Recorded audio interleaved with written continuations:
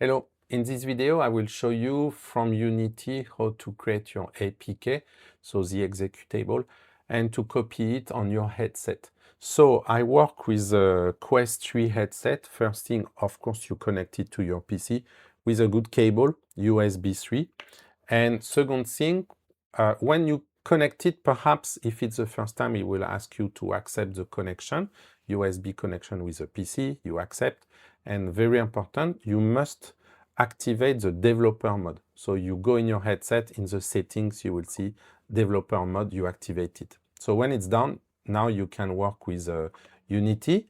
So it's very simple. It will not take a lot of time. You just go to File, Build Profile. Okay, and here you will of course need a profile, Android or MetaQuest, or your own customized profile. Otherwise, it will not work. So next thing, remember to load the good scene.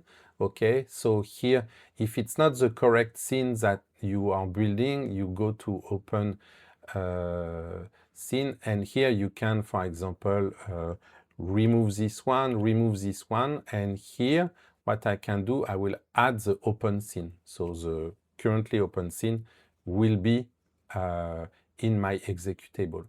Okay, when you have that, you can go back to Android.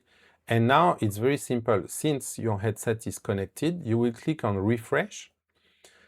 After refresh, you should see your headset in the list here. You select it, and now you have just to click on build and run. So build will create the APK, save it on your hard drive. But build and run, it will save the APK on your hard drive first, and after copy it on your headset, okay? No need to do it here. What I will do, I will just show you how to start it in your headset. So when you go in the application, you will not see your own application. You will see all the ones that you downloaded from the store of Meta. So to see you have to click here on the right, on the left on this list, and you will select unknown source. Then it will show you the list of all the applications that you uploaded directly from your PC, and then you can start it. So it's very simple.